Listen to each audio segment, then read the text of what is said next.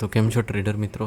આજના વિડીયોમાં આપણે જોવાના છે કે જે યુરો યુએસડી છે, યુરો યુએસડીની પ્રાઇસ એક્શન જે લાસ્ટ વીકની છે એનું સ્ટ્રક્ચર જે ડેલીનું સ્ટ્રક્ચર છે એની સાથે મેચ કરતું છે. તો મને આઈડિયા આવ્યો કે ચાલો તમને એના વિશે થોડું બતાવી દઉં, કેવી રીતે માર્કેટ લોઅર ટાઈમ ફ્રેમથી હાયર ટાઈમ ફ્રેમમાં કેવી રીતે પિક્ચર પેઇન્ટ કરે છે, કેવી રીતે આપણને હાયર ટાઈમ ફ્રેમમાં આપણને ક્લુ આપે છે, જેની મદદથી આપણે હાઈ પ્રોબેબિલિટી ટ્રેડ લઈ શકીએ. જેવું કે મેં તમને દરેક વિડીયોમાં કહેતો છું કે જ્યારે આપણે લોઅર ટાઈમ ફ્રેમમાં એન્ટ્રી લેતા હોઈએ, ક્યાં ટ્રેડ કરતા હોઈએ, તો માર્કેટ આપણને હાયર ટાઈમ ફ્રેમમાં ડિરેક્શન બતાવતું હોય છે કે આપણે કઈ ડિરેક્શનમાં ટ્રેડ લેવાના છે. તો તે જ વસ્તુ આજે આપણે ડેલીની ટાઈમ ફ્રેમમાં સમજાવવાનું છું. તો આશા છે કે તમને વિડીયો ઇન્ફોર્મેટિવ લાગશે. તો જેવું કે તમે અહીંયા જોઈ શકો છો, માર્કેટે શું કર્યું છે, લોઅર લો અને લોઅર હાઈ બનાવીને ડાઉન ટ્રેન્ડમાં હતું અને અહીંયા થોડી માર્કેટે સ્ટ્રગલ કરી અને પછી પોતાની ડિરેક્શન ચેન્જ કરી.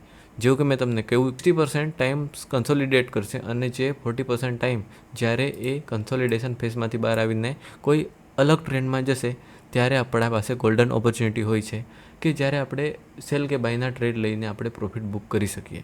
અને most of the time market શું કરે છે કે કન્સોલિડેશન ફેઝમાં હોય ત્યારે માર્કેટમાં ટ્રેડર લોકો ટ્રેડ કરે છે અને પોતાના પૈસા લૂઝ કરે છે.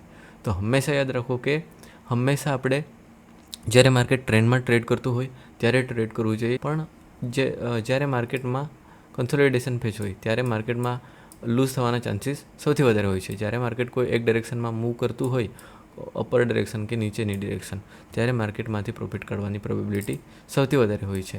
અને જ્યારે જે ડિરેક્શનમાં માર્કેટ જે ટ્રેન્ડમાં ટ્રેડ કરતું હોય એ ડિરેક્શનમાં ટ્રેડ લઈશું તો આપણા પ્રોફિટમાં આવવાની પ્રોબેબિલિટી પણ વધી જશે. તો ચાલો ટાઈમ વેસ્ટ કર્યા વગર આગળ આપણા વિડીયોને સ્ટાર્ટ કરીએ. તો જેવું કે તમે જોઈ શકો છો કે જેવું કે તમે અહીંયા જોઈ શકો છો કે આપણો અહીંયા લોઅર હાયર લો છે.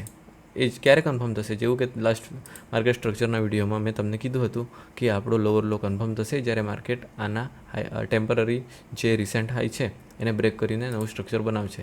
તો જ્યારે માર્કેટે આ હાઈ બનાવ્યો ત્યારે આપણું સ્ટ્રક્ચર કન્ફર્મ થશે કે આ આપણો છે લોઅર હાયર હાઈ અને આ છે આપણો હાયર હાઈ અને પછી આ કન્ફર્મ થશે કે આપણો હાયર લો છે. તેવી જ રીતે આ છે આપણો લોઅર હાયર હાઈ અને આ આપણો છે હાયર લો. ત્યાર પછી કન્ફર્મ થશે કે આ આપણો છે હાયર હાઈ અને આ કન્ફર્મ થશે હાયર લો. તો જેવું કે અહીંયા તમે જોઈ શકો છો કે માર્કેટે શું કર્યું છે, તો એક પછી એક આપણને બ્રેકઅપ સ્ટ્રક્ચર આપ્યું છે. તો આ બ્રેકઅપ સ્ટ્રક્ચરને આપણે માર્ક કરી દઈએ.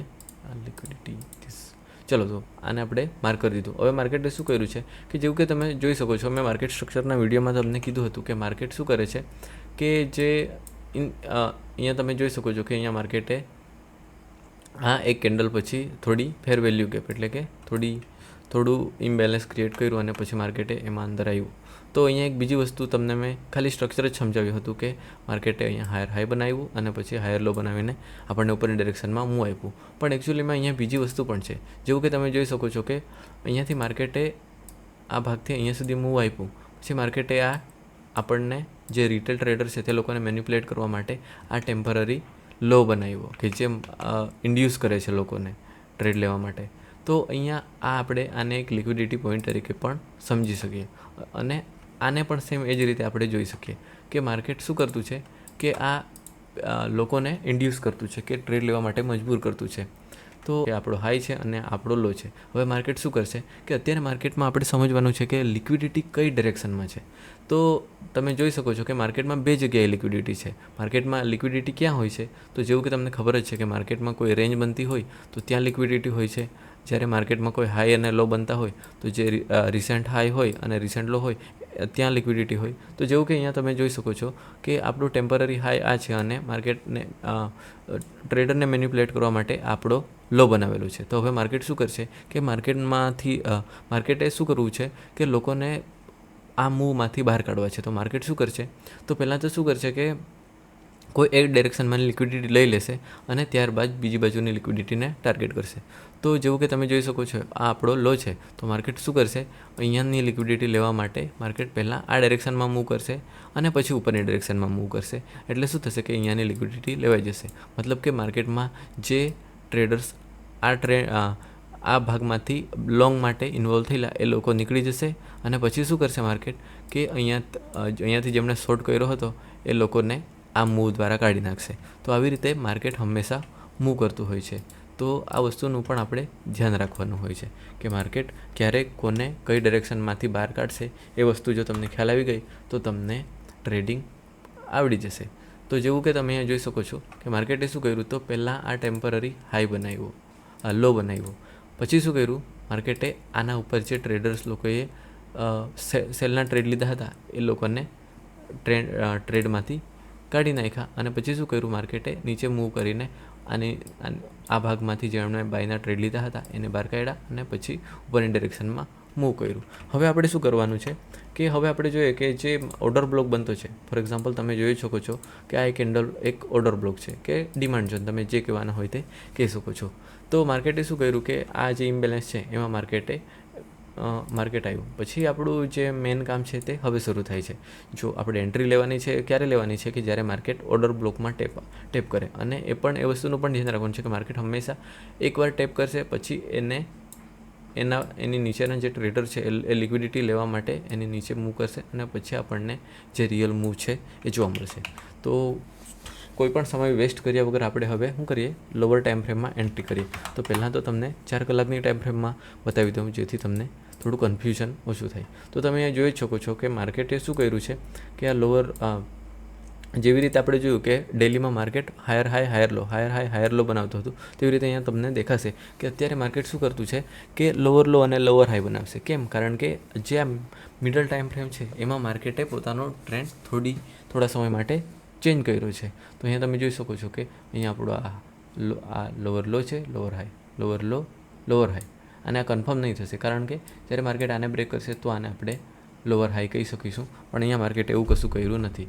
તો આગળ આપણે જોઈએ તો અહીંયા જોઈ શકો કે તમે અહીંયાથી માર્કેટમાં સ્ટ્રક્ચર શિફ્ટ થયું અને માર્કેટે શું કર્યું કે પોતાનો ટ્રેન્ડ ચેન્જ કર્યો. અને હંમેશા યાદ રાખો કે જો ડેલીના ઝોનમાંથી આપણે ટ્રેડ લેતા હોય તો એટલીસ્ટ 4 કલાકની ટાઈમ ફ્રેમમાં માર્કેટે સ્ટ્રક્ચર શિફ્ટ કરેલું હોવું જોઈએ, પછી જ આપણે કોઈ પણ ટ્રેડમાં એન્ટ્રી લઈ શકીએ. તો અહીંયા તમે જોઈ શકો છો કે માર્કેટે શું કર્યું, અહીંથી રિએક્શન કર્યું, પછી હાયર હાઈ બનાવ્યો, હાયર લો. પછી માર્કેટે શું કર્યું કે આ જે હાઈ અને લો બનાવ્યા છે એની નીચે એમને મેન્યુપ્લેટ કર્યા અને અહીંયાથી જે ટ્રેડર છે એ લોકોને કાઢી નાખ્યો. તો હવે એક વસ્તુ ધ્યાન રાખો કે જ્યારે માર્કેટ કોઈ હાઈ કે લોની નીચેની લિક્વિડિટી લે છે ત્યારબાદ જો આપણને બ્રેકઅપ સ્ટ્રક્ચર આપે તો એ હાઈ પ્રોબેબિલિટી ટ્રેડ છે. તો જેવી રીતે તમે અહીંયા જોઈ શકો કે માર્કેટે શું કર્યું છે કે અહીંયાથી નીચેની લિક્વિડિટી ગ્રેબ કરી છે. હવે આપણે શું કરવાનું છે કે હવે આપણો આ થઈ ગયો લો અને આપણો આ થઈ ગયો હાઈ. તો હવે આપણને જે મૂવ મળશે તે સારા એવા મળશે. તો હવે આપણે શું કરીએ, 1 કલાકની ટાઈમ ફ્રેમમાં એન્ટ્રી કરીએ. તો આપણું 4 કલાકનો સ્વિંગ હાઈ છે અને સ્વિંગ લો છે. જ્યારે આપણે ટાઈમ ફ્રેમ ઓછી કરતા જઈએ, મતલબ કે જેવી રીતે આપણે ડેલીમાંથી 4 કલાકમાં ગયા તો આપણને સ્ટ્રક્ચર થોડું કોમ્પ્લિકેટેડ જોવા મળ્યું, તેવી રીતે આપણે 4 કલાકમાંથી 1 કલાકમાં ગયા તો આપણને અલગ અલગ ટ્રેન્ડ જોવા મળી શકે. ફોર એક્ઝામ્પલ તમને સમજાવું તો જ્યારે આપણે ડેલીનો આપણે આવી રીતે કોઈ હાયર હાઈ જોતા હોઈએ તો એને આપણે જો 4 કલાકમાં જોઈએ તો ત્યાં આપણને નાના અપ ટ્રેન્ડ ડાઉન ટ્રેન્ડ આવું જોઈ શકીએ, આવું દેખાશે. કેમ? કારણ કે આપણે ટાઈમ ફ્રેમ નાનીમાં જોતા છે એટલે આપણને વધારે ડિટેલમાં બધી વસ્તુ જોવા મળશે.